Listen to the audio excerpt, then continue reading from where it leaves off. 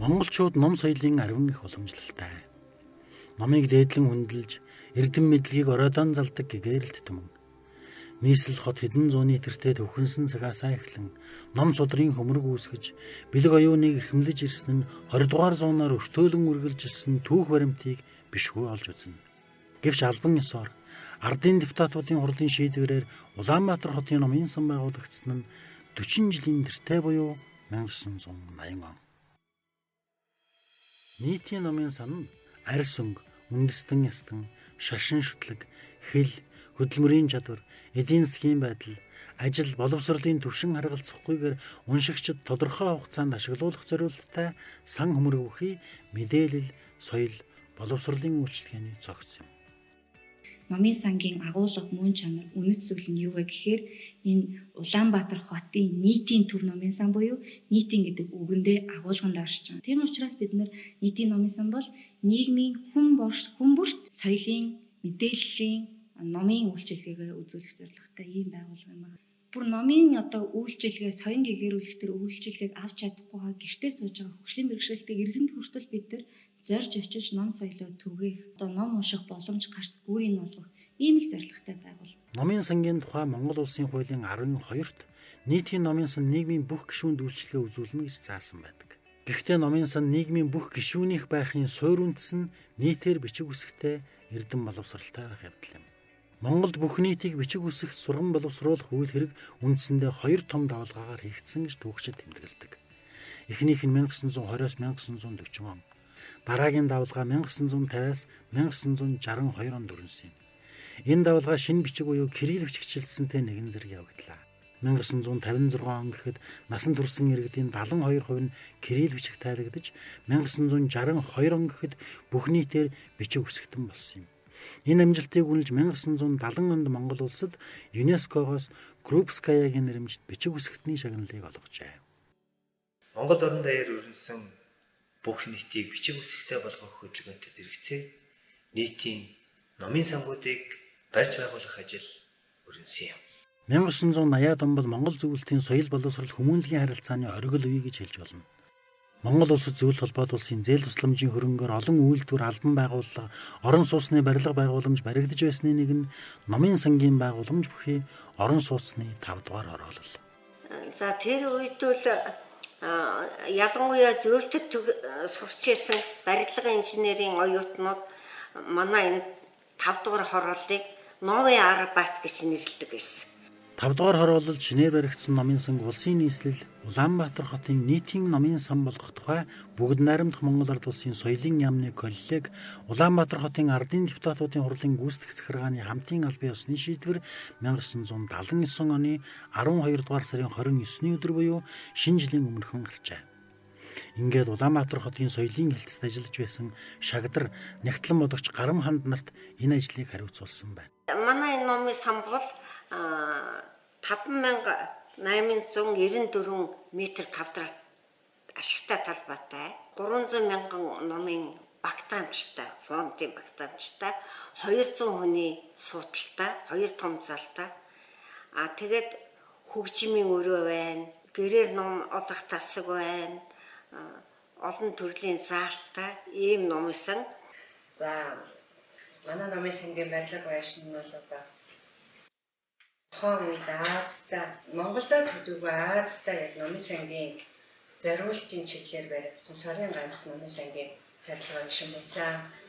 Барилгыг хүлээн авсны дараа үйлчилгээний зориулт бүхий өрөө тасалгаануудыг тогтжуулж, байх ёстой тоног төхөөрөмж, тавилга зэргийг зураг төсвийн дагуу угсран суйрлуулах ажил тодорхой хугацаанд хийгджээ.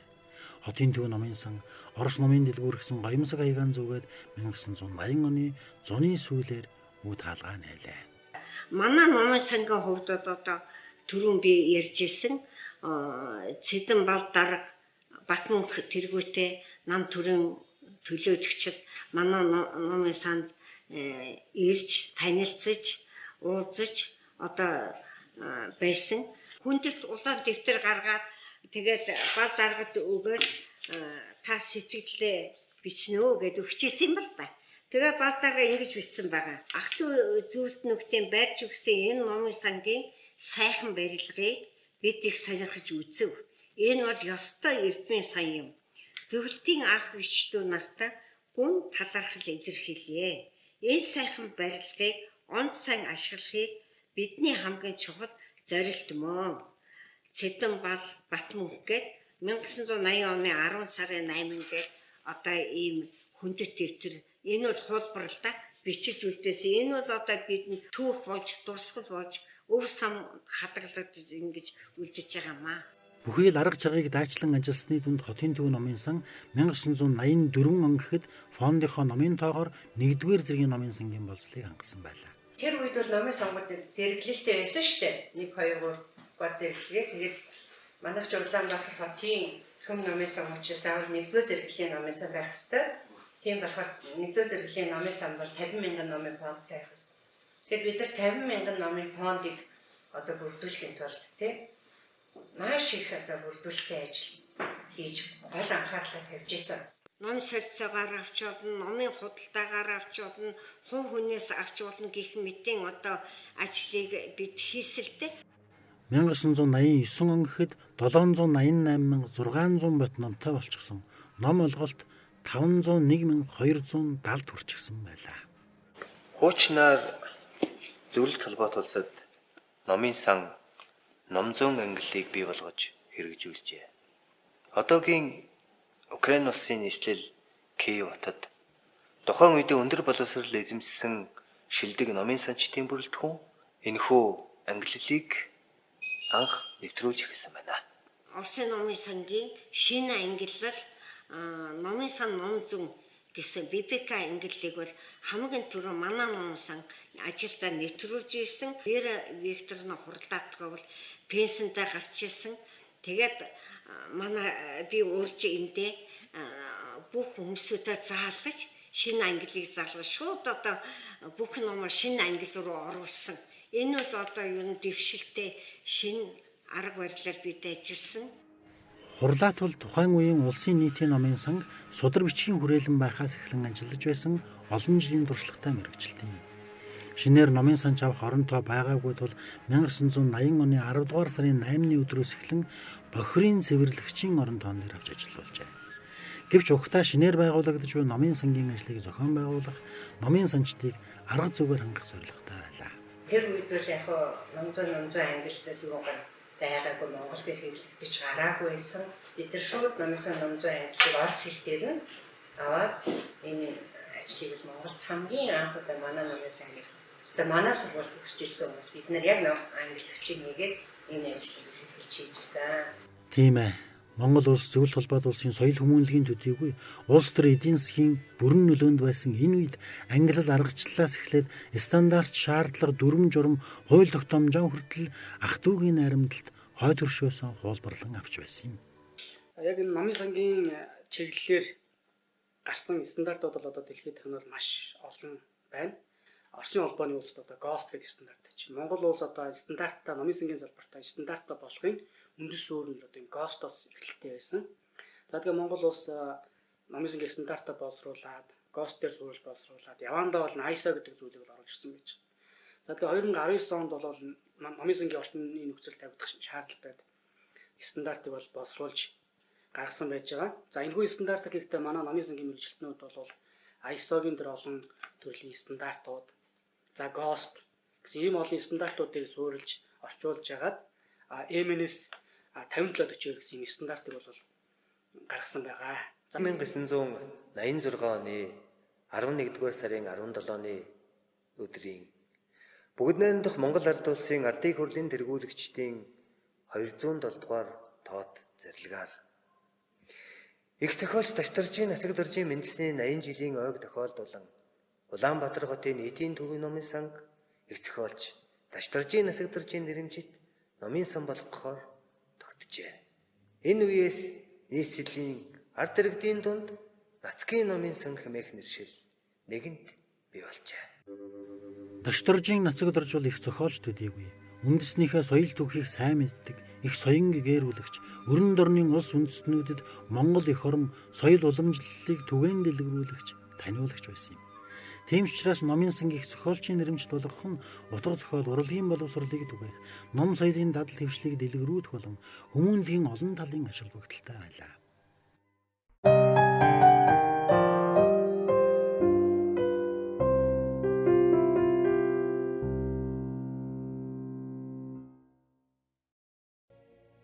1990 он улс орон ардчлал зах зээлийн харилцаанд шилжлээ. Эдийн засаг унаж тэр дундаа соёлын байгууллагууд хүнд цохилтонд орлоо. Улаанбаатар хотын нийтийн төв номын сангийн салбар болгон төвлөрүүлсэн хүүхдийн номын сан одоогийн худалдаа хөгжлийн банкны суурин дээр байсан шовгор ороотой гоёмсог байшинд байсныг нийслэлийн иргэд сайн санаж байгаа. Энэ байшин гадаад явдлын яамны өмч хөрөнгийн бүртгэл байсан тул 1991 онд уг байшингаас хүүхдийн номын сан гаргасан байна. Олон жил байрласан шовгор ороот байшингаас хүүхдийн номын сан Монголын залуучуудын холбооны байшинд 1996 он хүртэл түрээсээр барилж байгаад санхүүгийн хүндрэлд орж арга буюу гарчээ. Бид ч улсын төрийн байгууллага шүү дээ. Тэгтэл биднээс яахаа гэхлээр түрээс төрөх шаардлагатай болсон. Тэр одоо хэн хохирч ийн юм шиг ч л хохирч байсан. 150 мянган номтой байсан номын сан маань одоо тэгээд ерөөсөө нэг 50хан судалтай юм жижигхэн номын сан болж номын сангийнхаа одоо өрөөнд нэрж ингээд одоо үйл ажиллагаагаа явуулаад явж байсан. Одоо номын санд сэтгэлтэй номын санчд үлдсэн. Одоо номын сангийн салбарт ч гэсэн хүмүүс гарч ил байсан. Улс орон ардчлал зах зээлийн харилцаанд шилжсэн шилжилтийн жилүүдэд нийгмийн эдийн засгийн бүхий салбар хүнд цохилтонд орсон юм. Үйлдвэрүүд хаалгаан барьж, соёл хүмүүнлэгийн байгууллагууд эзгүүрч байлаа. Хүнд хэцүү энэ үед Улаанбаатар хотын нийтийн номын сан зорилго үйл хэрэгэн зогсоолгүй. Бүхий л боломж, хүч, нөөцөө дайчлан ажилласан юм. 1997 онд олон улсын номын сангийн холбоо болох Эплад хамгийн түрүүнд хотын төв номын сан элсэн. Шилжилтийн хүнд үеийг даван туулахад нэг гол туссан хүчин зүйл бол гадаад харилцаа хамтын үйл ажиллагаа байлаа. 1998 оноос хойш нийтдээ номын санд 610 мянган ам долларын төсөл хөтөлбөр хэрэгжсэн байна.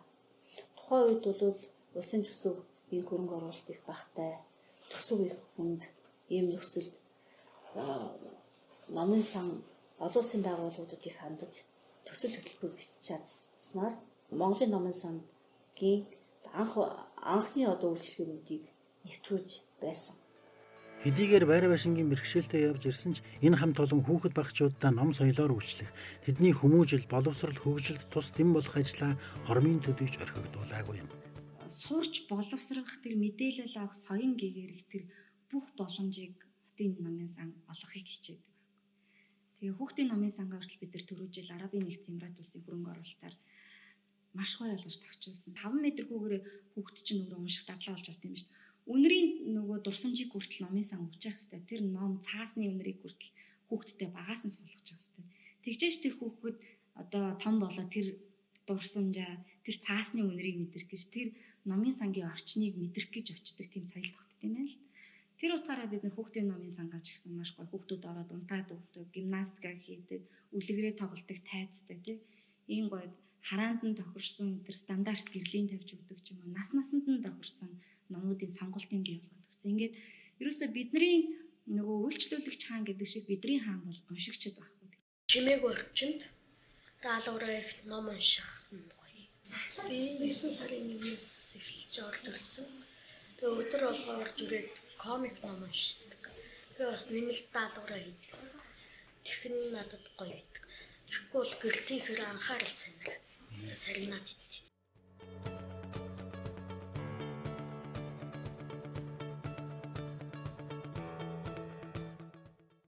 За эртнээсээ тэгэл ном бичин папирус дээр, цаасан дээр, навцны холцсон дээр бичижсэн, хүн төрлөختн чулуун дээр бичижсэн.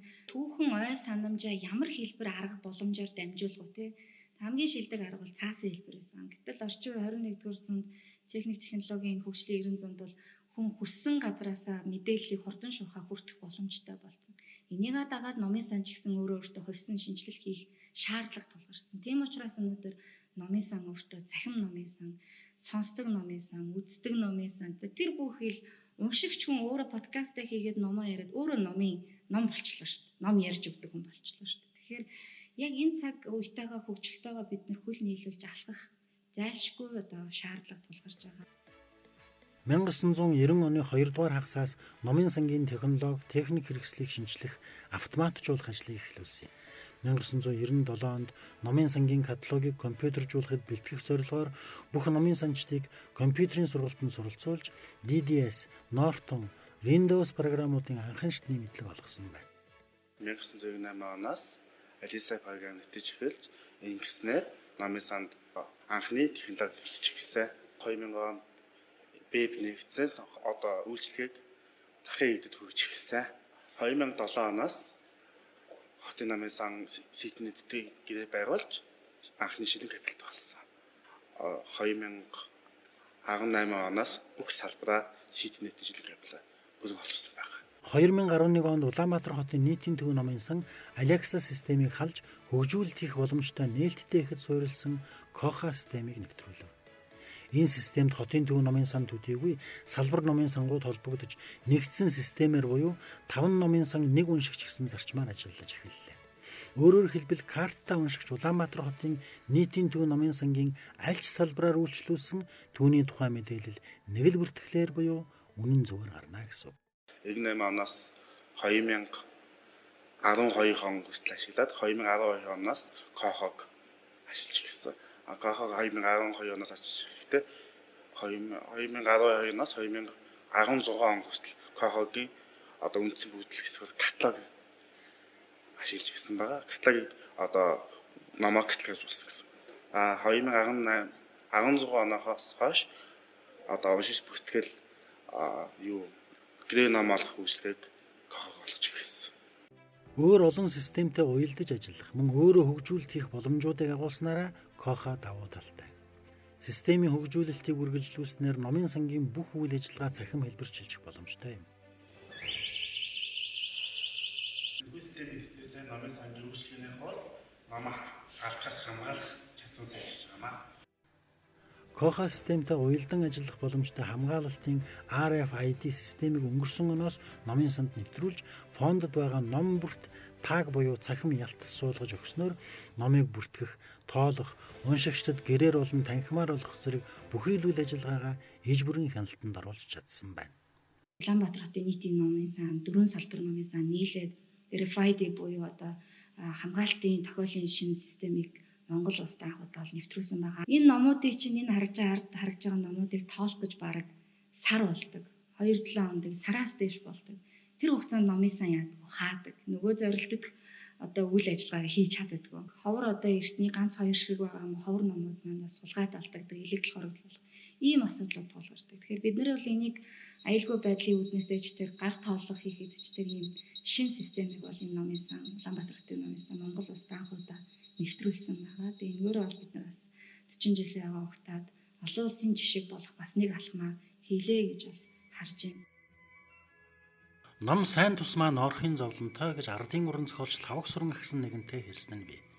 Үн цэнэ хуудсан дагуулсан ном эрднийг хүн бүхнийх байлгахад асар их арчилгаа шаарддаг. Улаанбаатар хотын нийтийн төв номын сангийн түүхийг сэргээн засагчдын чимэглэлээр ажилгүйгээр төсөөлөхөд нэмэрхээ.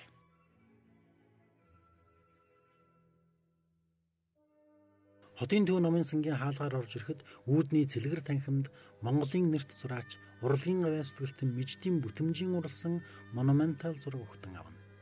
Номын сангийн барилга анх ашиглалтанд ороход зурагдсан энэ бүтээл тухайн цаг үе түүхийг агуулan сүрлэг бадрангуйгаар орших бөгөөд харин байшин доторх энэхүү зурагнаас бусад бүх юмс шинчлэгдэн хувирч хамгийн орчин үеийн номын сан болон хөгжижээ. Бас нэг бидний онцлог юу вэ гэхээр нийтийн номын сан мэдээллийн боловсрал болох хүн унших хэрэгцээгээ хангаад уншснаа ойлгосноо нягтлаж өөрөө боловсруулах тэр арга зам шатыг номын сан улам одоо хөнгөвчилж өгөх. Тэр л одоо бид нар арга замыг хайж байна л да. За 2020 он 40 жилийнхаа хугацаанд бол бид нар орчин үед одоо энэ 21-р зуун техникийн 90 зуун, цахим 90 зуунд бол 3D одоо цоног төхөөрөмж дээр ажиллах, за Arduino төсөлтөөр ажиллах, ирээдүйн уншигчийг бэлдэх ийм одоо сургалтын төв болж хувираад байна. Америкийн нэгдсэн улсын нийтийн номын сангуудад 2004 оноос дэлгэрсэн Makerspace хөдөлгөөнийг Улаанбаатар хотын төв номын сан 2019 оноос нэвтрүүлж эхлэв. Ерөнхийдөө бол дэлхийн нийтийн номын сангууд уншлагын одоо чиг хандлагаас арай жоохон өөр тийшээгээ ерөнхийдөө бол явж байгаа. За энэ нь юу вэ гэхээр хүмүүсийг одоо цахимаар сургах тий онлайн үйлчлэгийг авч сургах. За түүнээс гадна бол чөлөө цагаараа өөрхөн хийж бүтээх зорилгыг хүсэж байгаа тэр бүх зүйлээ номын сан дээр хийж сурахыг бид нар бас хийж сурсан зүйлийг хийх гээд байгаа зүйлүүдийн дэмжихийг одоо зорилгоо болгож энэ Makerspace танхимынхаа үйл ажиллагааг ерөнхийдөө явуулж байгаа. Улаанбаатар хотын нийтийн төв номын сангийн Makerspace танхим өнөөдрийн байдлаар 4 чиглэлээр сургалт хөтөлбөрийн үйл ажиллагаа явуулж байна. Эхнийх нь 13-аас 18 насны сурагчдад зориулсан 3D принтерийн сургалт. Энэ төсөл 7 удаагийн нэлсэлт хийж 120 гаруй сурагчдад 3D принтер дээр ажиллах болон электроникийн академик төвчний мэдлэг дадлал болгожээ. Хоёр дахь чиглэл нь бага насны хүүхдүүдэд инженерчлэлийн сэтгэлгээ суулгах, гарын эв дүүтэй болгох, програмчилж сургахад зориулсан Lego Mindstorm сургалт. Дараагийн чиглэл нь 8-аас 12 насны хүүхдүүдийг хамруулж буй бяцхан шинжлэх ухаанч сургалт. Үүгээр шинжлэх ухааны мэдлэгийг хэлбэршүүлсэн сургалт туршилтаар болгодог бөгөөд дуу чимээ хаанаас үүсдэг, сүүдэр яаж бий болдог гэх мэтийг туршилтаар хийж хялбар аргаар ертөнцийг танихт нь багчуудад тусалдгийг. Харин 4 дахь чиглэл нь насан туршид зориулсан редизайн буюу дахин загварчлах сургалт. Энэхүү сургалтаар байгаль орчин дээлтэй хаягдалгүй амьдрах дадал хвшлийг дэлгэрүүлэх зорилгоор даавны өөдөс, хаягдал цаас зэрэг материалыг дахин ашиглаж өөрт хэрэгтэй зүйлийг хийж сургаж байна. Makerspace хөтөлбөрийг зөвхөн Улаанбаатар хотын нийтийн төв номын санд хэрэгжүүлээ зогсохгүй салбар номын сангуудад дэлгэрүүлэхээр зааж сургаж байна. 19 он гарч хахад игч надаа юм сургалт байна. Чи ингэ сонирхоод үзээч гээд тэгээ сургалтыг үзсэн чинь яг Arduino моделийн Arduino тэгээд 3D моделийн юм сургалт байсан. Тэгээд 2 сарын сургалтанд яваад би яг ингээ Arduino дээр яаж код бичих, тэгээд 3D принтер яаж ашиглах, тэгээд зураг мөргийн яаж зурах, дизайн яаж гаргах тал дээр суралцсан. Одоо л өнгөнд чадна. Тэгээд төгсчөөд би бас өөрөө зүгээр сохгүй гэж бодоод бас өөрөө бас төсөл хэрэгжүүлэх гээд тэгээд маш олон санаа гаргаж ирсэн. Тэгээ энэ дундаас болохоор одоо хэрэгжүүлж байгаа нэг төсөл нь болохоор дунд ангийн хүүхдүүд Lego Mindstorm заах, тэгээд анх инженерийн анх шатны мэдлэг хүүхдүүд олгох, тэгээд Монголын одоо хойч үеийг бэлдэх энэ хүү зорилгоор 6 сараас эхэлж бэлдээд тэгээд 7-8 сард эхний сургалтаа явуулжсан. Өнөөдөр Улаанбаатар хотын нийтийн төв номын сан Makerspace-ээс гадна уншлагынхаас бусад танхимуудаа ашиглан оюутан залуус, судалгаа шинжилгээний ажилтнууд, сурагчдад зориулсан тодорхой сэдвээр сургалт явуулж байна. Тухайлбал сэтгэл судлалын болон утга зохиол, өөрийгөө хөгжүүлэх зэрэг олон талын хичээл сургалтууд тогтсон хуваараар байнга явагддаг. Ерөөс тус номын сан анханасаа соён гэгэрүүлэх чиг үүрэгтэй явж ирсэн бөгөөд уулзалт, лекц, шинэ номын танилцуулга, нээлт, сургалт зөвлөгөө, уралдаан тэмцээнүүдийг тогтмол зохион байгуулсаар ирсэн юм. Соёл олон төвний ажлыг бол хүүхэд залуучуудаа зохион байгуулдаг. Энэ хөгжим ноотныхаа танхимдаа диско явуулна. Одоо энэ хавийн сургуулиуд хүсэлт ихтэй байна. Ерөөсөө заал танаа энэ зааланд чинь бид диско хий, одоо лекц, хурал хий. Одоо тэр батга соёл урлагийн байгууллагууд хүртэл энд чинь том хурлын зааланд хийдэг байлаа шүү дээ. Тэгэхээр бид зөвхөн номын сангаар ном үйлчлэхээс гадна бас соёл олон төвний ажлыг бол бусад албан газар сургууль хүүхдүүдтэй хамтран ажиллаж ирсэн баггүй юу? Тий. Маш их өргөн арга хэмжээ энд явуулж ирсэн. Оюутан сурч яасан бужигдуулдаг газар байлаа. 2004 оноос тус номын сан Америкийн нэгдсэн улсын элчин сайдын яамны олон нийтийн мэдээллийн төвтэй хамтран сүүлийн үеийн техник тоног төхөөрөмжөөр бүрэн тоноглогдсон Америкийн соёл мэдээллийн төвийг нээн ажиллуулж байна. Энэ төв номын сангийн үйл ажиллагаа явуулахын зэрэгцээ англи хэлний сургалтын төрөл бүрийн хөтөлбөр хэрэгжүүлж, кино үзүүлэх, уншлах, сонсгол, ярилцлага хийх зэрэг уншигч залуусын чөлөө цагийг үр бүтээлтэй өнгөрүүлэхэд чиглэсэн олон ажил хийж байна. Сүүлийн 3 жилийн судалгааг харахад бол Улаанбаатар хотын төв номын сангаар нийт 88 мянган хүн үйлчлүүлсэн байна. Тэгээд энэ дундаа 57% нь бол насанд хүрэгчтэй. За нэг 1200-аас 1500 нь бол ахмад настангууд. За 2000-аас 3000 хооронд бол хүүхэд багчуудад. За хамгийн бага одоо үйлчлүүлсэн хүмүүс бол одоо харааны бэрхшээлтэй иргэдэд байна. Тэгэхээр бас нэг бидний онцлог юу вэ гэхээр нийтийн номын сан мэдээллийн боловсрал болох хүн унших хэрэгцээгээ хангаад уншснаа ойлгосноо нягтлаж өөрөө боловсруулах тэр арга зам шатыг номын сан улам одоо хөнгөвчилж өгөх. Тэр л одоо бидний арга замыг хайж байна. Улаанбаатар хотын нийтийн төв номын сангийн харааны бэрхшээлтэй иргэдэд зориулсан уншлагын танхим 2004 онд байгуулагдсан юм. Өнөөдөр тус уншлагын танхим 200 гаруй төрлийн 500 орчим Braille ном, 600 гаруй төрлийн ярьдаг номоор уншигчдаа үйлчилж байна. Тэгэхээр манай харааны бэрхшээлтэй иргэдэд зориулсан уншлагын танхим нь харааны бэрхшээлтэй иргэдтэй Braille ном болон DC форматаар бичигдсэн ярьдаг номоор номын сангийн үйлчилгээг үзүүлдэг байгаа. Улаанбаатар хотын Төв номын сангийн харааны бэрхшээлтэй иргэдэд зориулсан номын сангийн үйлчилгээ маань үндсэн 3 технологи дээр одоо үйл ажиллагаагаа явуулдаг. Нэгдүгээрт DC стандарт, хоёрдугаарт ярьдаг програм буюу TTS, гуравдугаарт цахим Braille буюу одоо e-Braille технологиг нэрлэж болно. За энэ 3 технологиг бол манай байгууллага нэлээд олон байгууллагатай хамтарч төсөл үйл ажиллагаануудыг зохион байгуулснаар эдгээр технологиудыг одоо хөгжүүлж нэвтрүүлсэн байдаг. За 2010 онд бол EIFL Net гэдэг Bill Gates-ийн сангийн номын сангийн шинжилгээний хөтөлбөрт хамрагдаж энэхүү студ маань байгуулагдаж байсан. За 2013 онд Монгол Улсын их сургууль та хамтарч одоо ярьдаг програмын анхны холбоорыг номын сангийн үйлчилгээнд нэвтрүүлж байсан.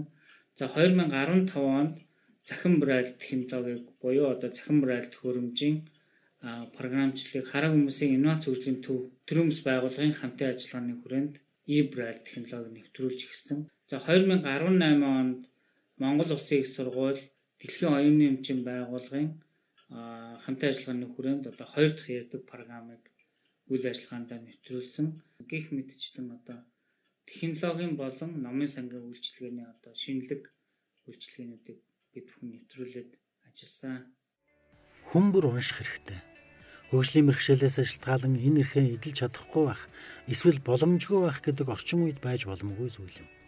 Улаанбаатар хотын номын сан харааны бэрхшээлтэй иргэдийн унших боломж бололцоог технологийн аргаар нэмэгдүүлэхэд чиглэсэн олон ажлыг хийж байна. Би одоо эднийхээр бол баг байгуулагдсан цагаас нь эхлээд үйлчилж байгаа, үйлчлүүлж байгаа юм байна. Кассетта магнитофон байх үед байсан шүү дээ. Үйлчлэлийн танхимаар одоо үйлчлүүлнэ гэдэг чинь одоо олон зовлон нөхдүүдтэйг нэгдүгээр хоорондоо одоо зовлон жаргалаа ярьж хөөрөх. Хоёрдугаарт одоо тэр одоо нэгэсэндээ тэр номоо ингээд тэр энэ нөхдүүд дундаа сонсохоор одоо залуучуудын хэлээр кайфтай юм да. Одоо зориултын ийм уншлагын танхим одоо ганцхан л Улаанбаатарт. Өөрсдийнхээ одоо харилцаа бүхнийг бидэнд зориулж өөрсдийнхээ одоо бидний төлөө зориулсан энэ сайхан соёлын ажилтнуудын юу сонсон 9 цагаан хүссэн одоо сэтгэгчтэн бүтгүүлэлт байгаа гэж хэлээ та. Монголчууд ерөөл бэлэгтэй дүн. Түмнийхээ ерөөлөөр сэтгэлээ жигүүрсэн Улаанбаатар хотын нийтийн төв номын сангийн хамт олон Бартасаадтай 40 жилийн даван туулсан шиг угтах ирээдүйд тэмүүлэн ажиллаж байна.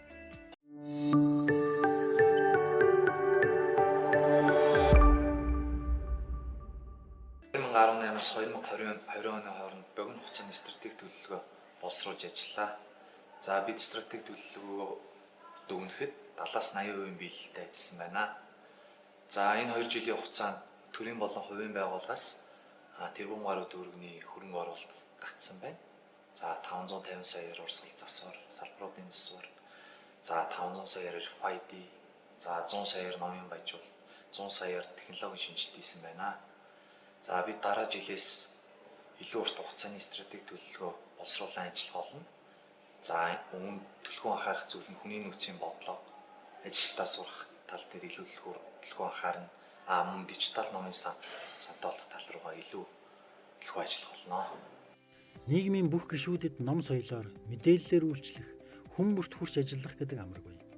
Амаргүй ажлыг амжуулахын тулд цомхон бүрэлдэхүүнээ өргөжүүлэх, орон тоогоо зохих төвшөнд хүргэх, номын санчтаан чадваржуулах, олон улсын туршлага арга барилаас сурч нэвтрүүлж ажиллах зайлшгүй шаардлага тулгарч байна.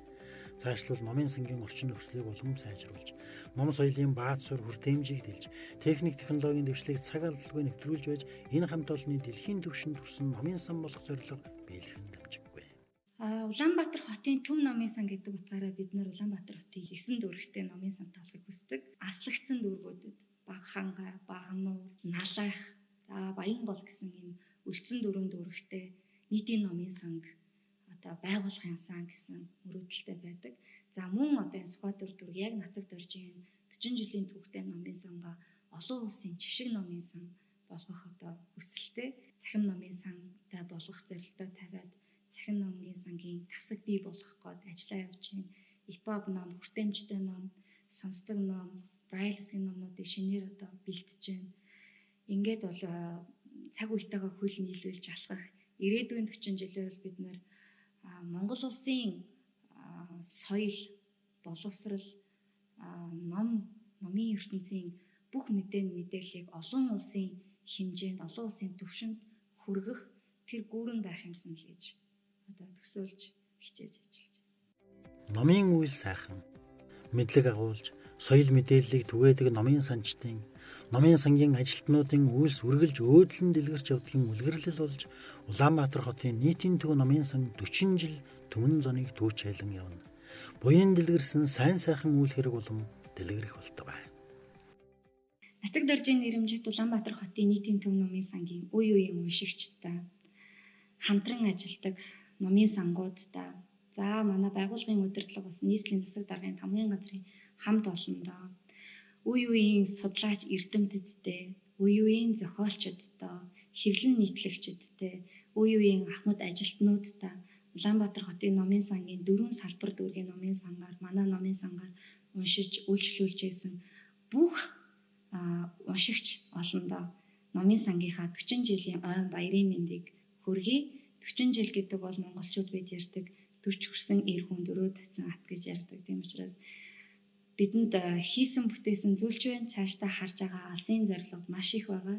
Монгол улсын Улаанбаатар хотын нийслэлийн соёлын төв байх, хотын соёлтой иргэнийг бий болгох, хүчтэй иргэдийг бий болгоход номын сангийн зорилго оршдог. Тийм учраас бидэнтэй үргэлж хамтаж манай номын сангаар үйлчлүүлээрэ гэж хүсмээр байна.